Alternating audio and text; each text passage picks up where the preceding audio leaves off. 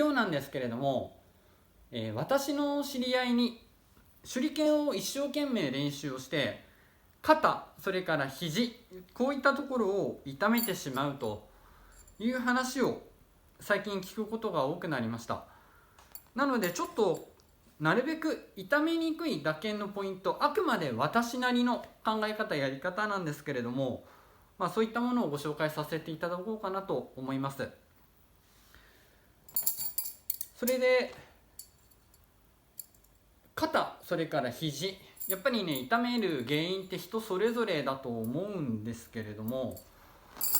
私の考え方です。もともと特にね、先に前提として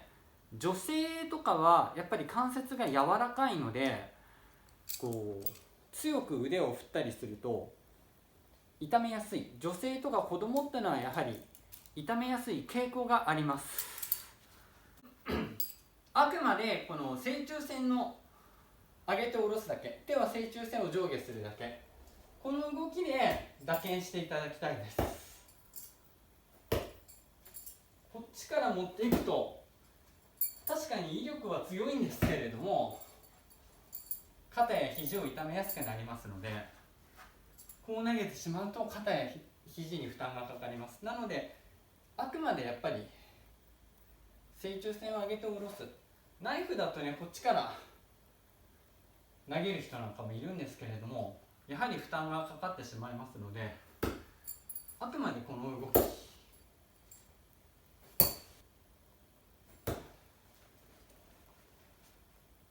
そしてこの動きで少し威力を出すための、一つの考え方なんですけれども、剣術でたまにこういう考え方をする人がいるんですが、例えば対象をこれぐらい自分と同じ大きさに限定せずに、もっと大きいもの、例えば2メーター3メーターある鬼だったり巨人だったり、そういったものを切るイメージ。もちろん剣術の場合は自分の刀が1メートル以上、2メートル3メートルある刀で、同じく2メートル3メートル、それ以上でもいいです。そういう大きい巨人なり鬼を切るようなイメージ、うーんと大きく手を振るようなイメージ、こういうイメージで打てっていう、刀を振れと教わることがたまにあると思うんです。そういう流派もあると思うんですが、手裏剣でもそのイメージは有効だと思ってます。つまりここを狙うとして、その点に向かって打つのではなくて、もっと大きい、それこそ先ほどお話しした2メーター3メーターある鬼なり巨人なり、そういったものを切るようなイメージで、つまり投げるポイントで力を入れるんじゃなくて、大きい巨人を切るようなイメージ。手裏剣も18センチじゃないんです。もっと長いものを振るようなイメージ。あくまで一つのイメージですけれども、これ今6尺の棒を手に持っています。重いし長いもの、これを手に持って振るときって素早くは振れないですよね。だから大きくゆっくりこうブーンと振るようなイメージになります。こんなイメージ。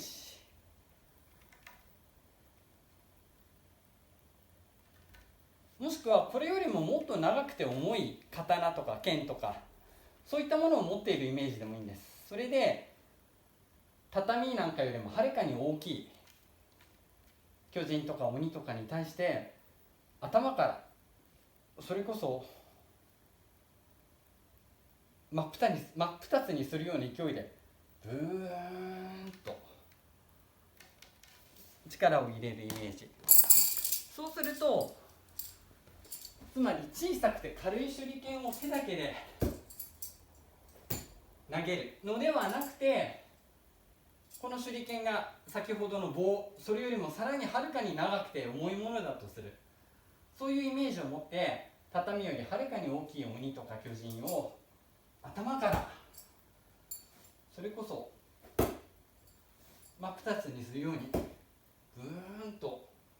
力を入れていく、そういうイメージで手裏剣を打つと、手先だけで手裏剣を扱うという動きがだいぶ抑制されると私は考えています。結果的に体を使うので、肘や肩とかそういった部分的なパーツだけで投げるわけではないので、体への負担というのは結果として小さくなる。しかもちゃんと体を使うから手裏剣のコントロール自体も非常に良くなります。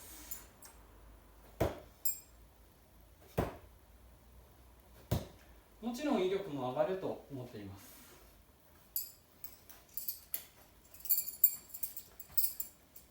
このように小さくて軽い手裏剣を自分のイメージでもっと大きくて長いもの、そういったものに変えて体全体を使って大きく点を狙うんじゃないんです。もっとこの辺からはるかに上から下まで切ってあげるようなイメージで手裏剣を打つ。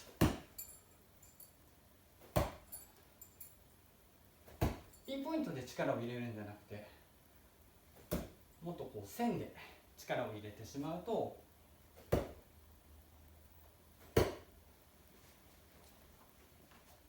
肩や肘には負担がかかりにくくなると私は思ってます。それともう一つは、こういうふうに極端に脇を開けるような姿勢を作ってしまうと、やはり肩肘痛めやすくなるイメージがあります。これはタオルなんですけれども、ハンカチとかでもいいんです。脇に挟んで、ただしこれちょっと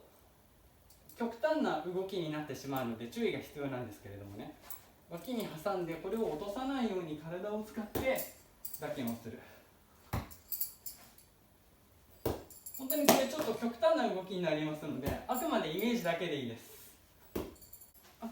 体で打剣をするというイメージがなんとなく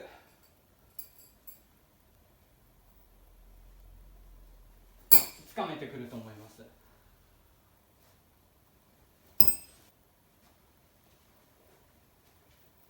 ただこれちょっとね、極端な練習です。本当に腕が使えなくなるので、あくまで開けすぎないための練習方法だと思ってください。どうしても肩が痛い人とかはこれで打つのもありだと私は思ってます。結構ね、これで安定するんですよ。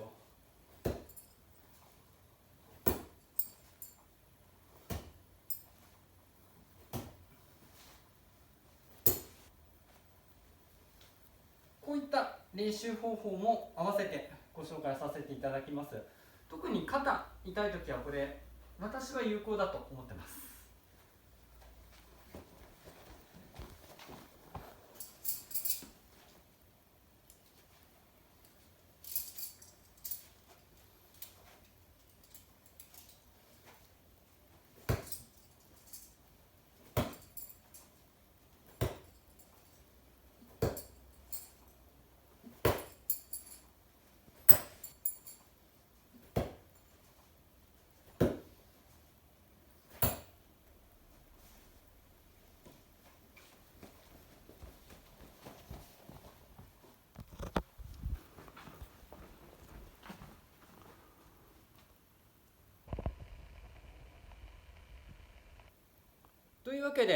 というわけで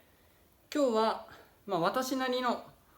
肩、それから肘、こういったものに負担のかからない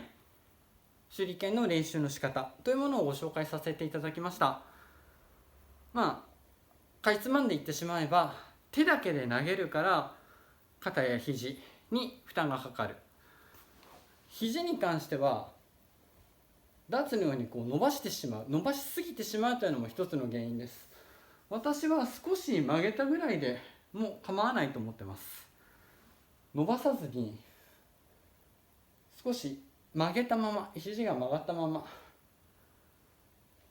これでも構わないと私は考えています。手だけではなくて体全体を使うことで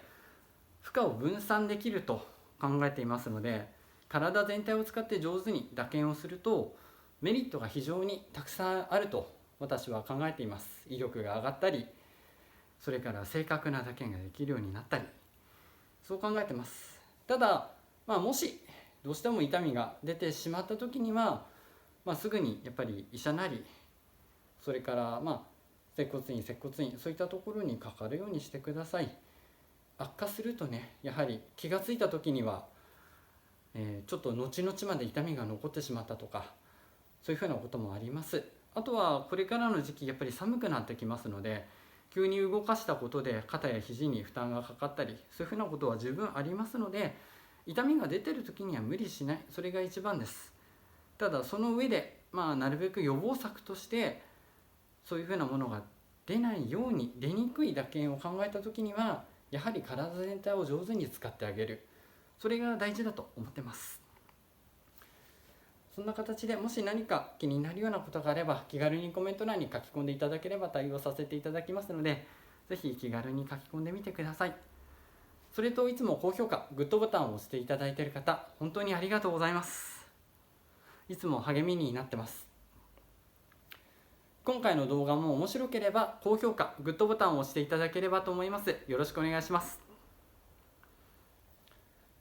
では今日の動画は以上です。最後まで見ていただいてありがとうございます。失礼いたします。